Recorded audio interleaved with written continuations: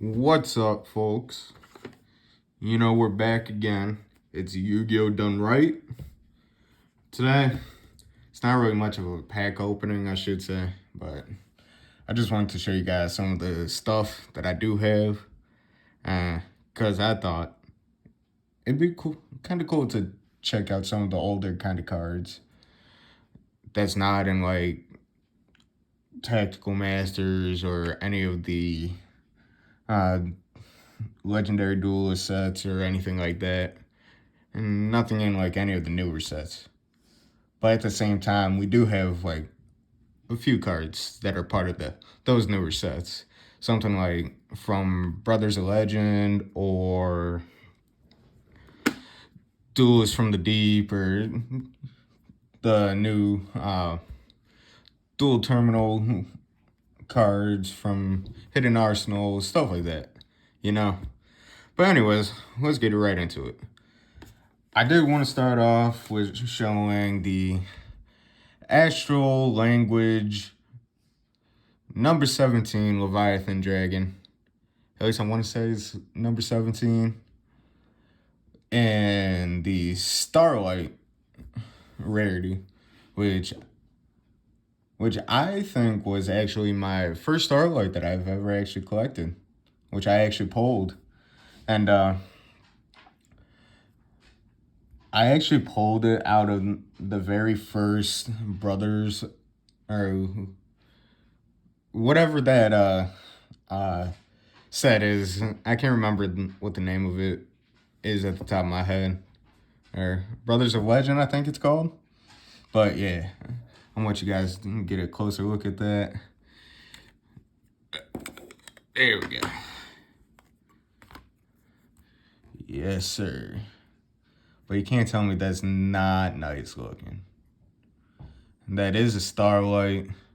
It is off-centered just a little bit, but it's nothing noticeable, right? But it's still a really nice looking card. And it, like I said, it is my first Starlight that I've ever actually collected. So it's a nice card, for sure. Wrong piece that I grabbed. All right. Let's put this bad boy back in, shall we? There we go.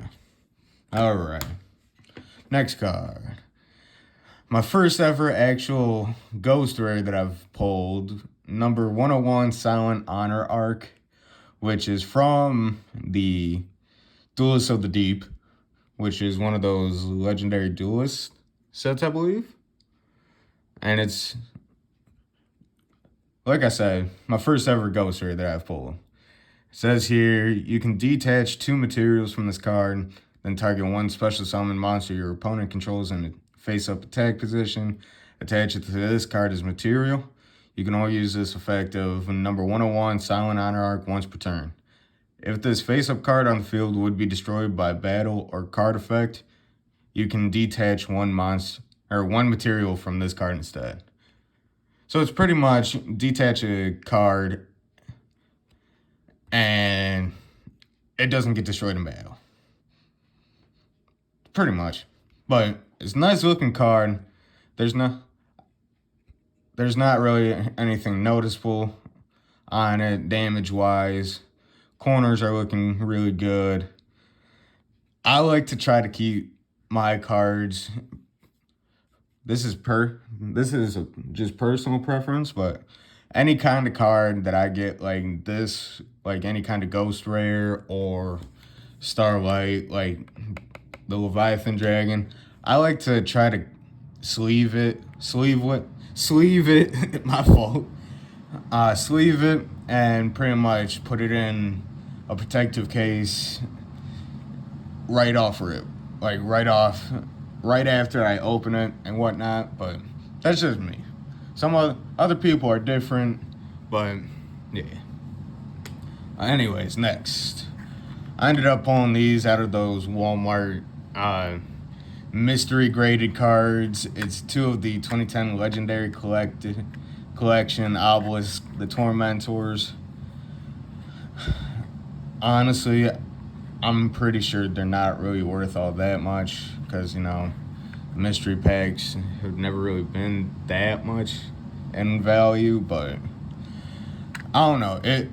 If I am wrong, feel free to let me know in the comments down there. Feel free to let me know, like, just give me some help, because I'm not, like, entirely sure on, like, graded prices, and that's actually something I've never really been too good at in general, which is, like, the actual graded prices. But I do know that if you do get a card graded, it does, like, triple in price or something like that, or go up a certain percentage, or I know that, but I've just never been, like, too knowledgeable in the actual prices. But yeah. But Obelisk the Tormentor, 2010 Legendary Collection, Obelisk. Graded 10s are better, but we all know 10 is the best you can get. So, alright. Those over there. And let's go into the binders, shall we? Oh yeah. Oh yeah. So let me just do this. Alright. So first off, we got a Dragoonity Knight Gaybolg, which Dragoonity Knights have probably been a really good deck to run. At least I know they have been in the past, but I'm not too sure with the way that the meta is set up now. But Force Dragoonities have always been like a good way to try to special summon different monsters within the deck, so they can try to get the synchros special summoned and everything like that, which can also help with like good combos and stuff, so you can attack your opponent.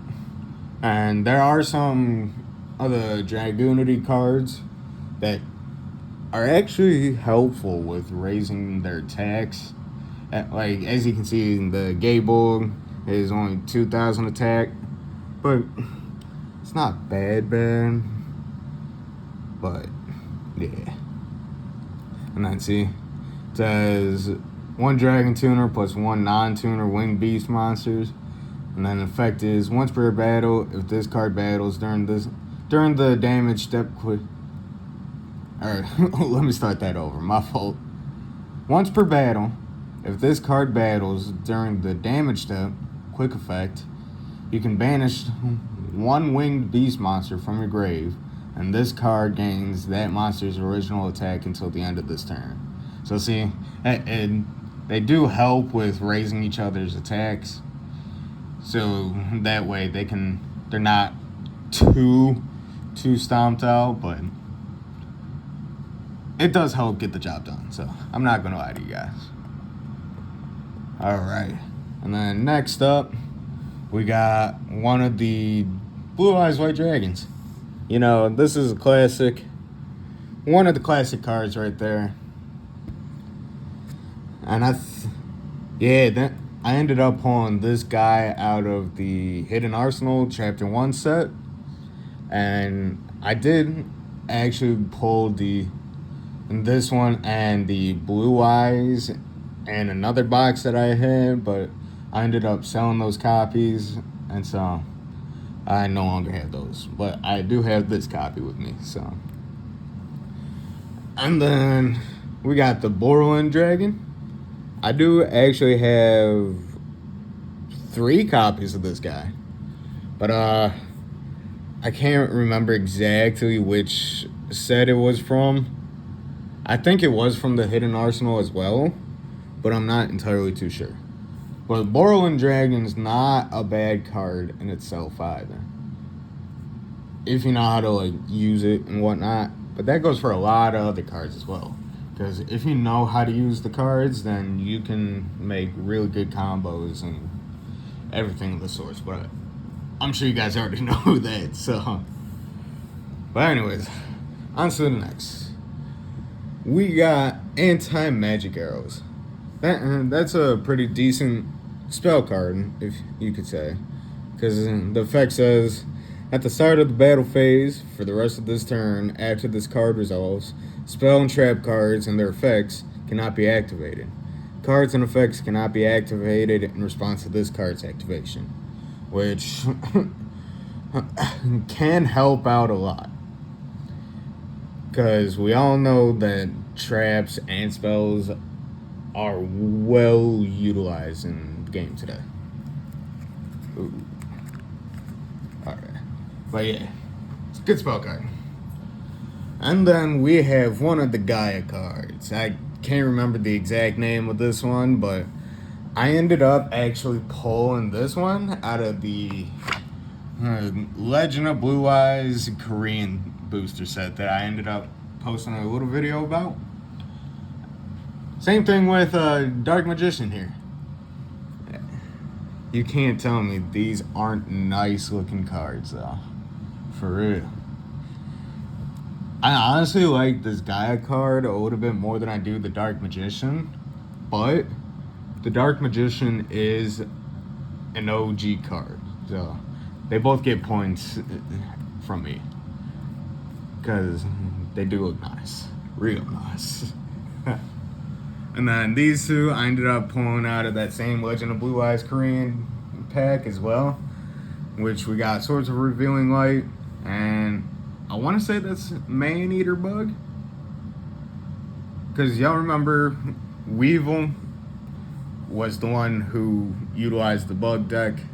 And we all know that got annoying real quick. Real quick. And the next card is Brionic, Dragon of the Ice Barrier. I ended up pulling that out of the same set I pulled the Blue Eyes out of. And I personally like the Ice Barriers because not only do they sacrifice cards to help bring out the synchros, but they can also help raise the attack a little bit of each card. Kind of like the Dragoonity cards too. And so they're kind of similar in a way if you think about it, but it does help. On to the next. Here we got Flame Swordsman. Another OG card. Pulled that out of the Legend of Blue Eyes. And we all know which character used this too. We all can say that Joey was secretly our favorite character out of the old school series, for sure. Then Celtic Guardian, Legend of Blue Eyes, Korean. And then same thing with this piece of Exodia too. Look at that. Look at these cards. One of my favorites right here though, for sure. For sure. But on to the next, shall we? Now, this binder right here, it used to belong to my brother, but he ended up giving me this a good handful of years ago. And I've held on to it ever since then. But let's get into it. Now, I don't know where all these cards came from. I don't know what sets, but there are some nice cards. Nice old school cards that we know of in here. Like, for example, Solemn Judgment. We all know that's a good card. A good trap card to use. We also got Dark Hole, Brilliant Fusion. We got Curry Bandit. Actually, 2 Curry Bandits in here. Swordsmen of Revealing Light. Then we got Bujin Yamato's. Couple copies. Another Blue Eyes, which I actually like this art right here.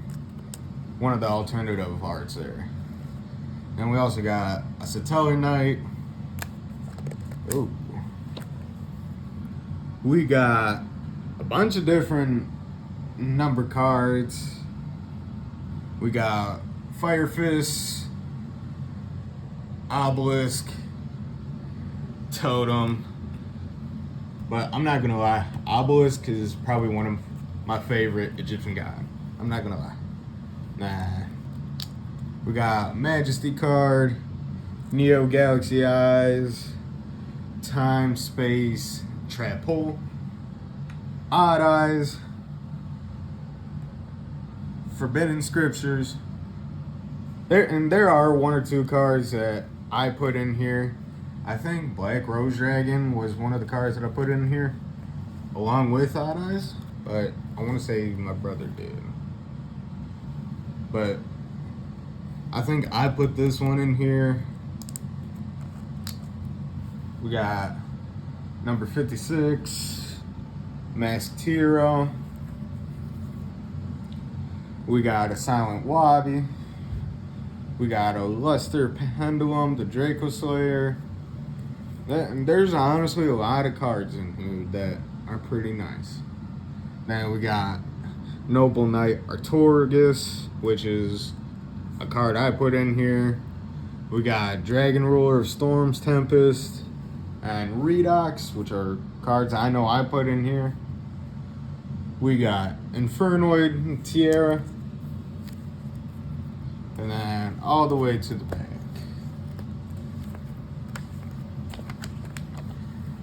And then pieces to Exodia, except one's missing. But yeah, you can't tell me these don't look nice though. But there, that's it. Alright.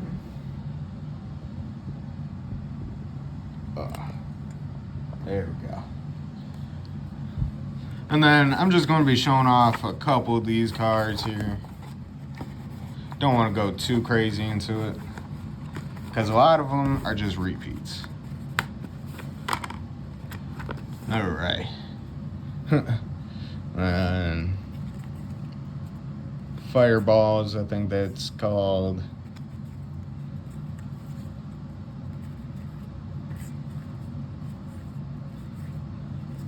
And then we got some field spell cards.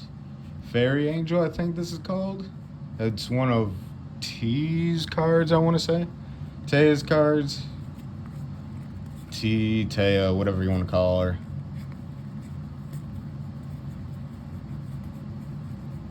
But yeah, and some throwback cards. You guys want to know what's funny about Beaver Warrior?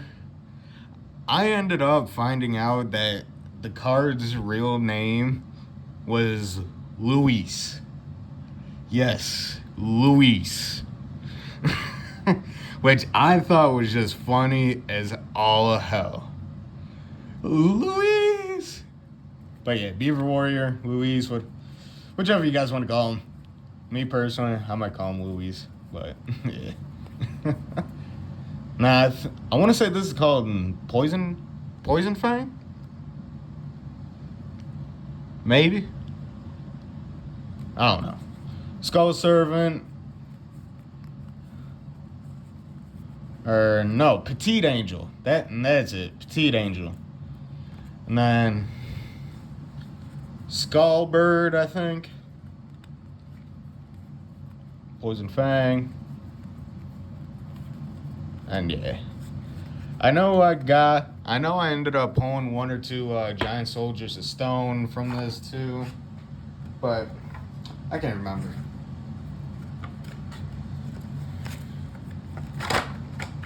Hoorah. But yeah, and I ended up getting this off of Amazon for like, I don't know, like $30-ish, give or take. Nothing too crazy. And you had packs going along the whole entire thing going this way, but man. No, actually it was going this way. My fault. But yeah. That's the Korean Legend of Blue Eyes. And yeah. And then take a look at these guys again once more. Silent Honor Arc. Probably the best, most expensive card I got right here. I was actually thinking about getting these two graded, because I know this is actually worth something.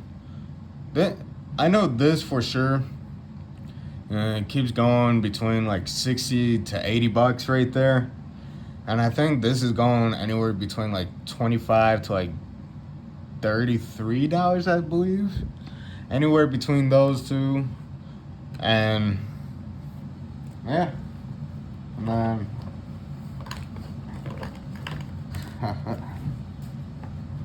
but yeah. And then obelisk. And yeah. But that's it. Just wanted to show you guys a little bit of the collection that I have. And so long. This is Yu-Gi-Oh! Done Right, and I will see you guys later.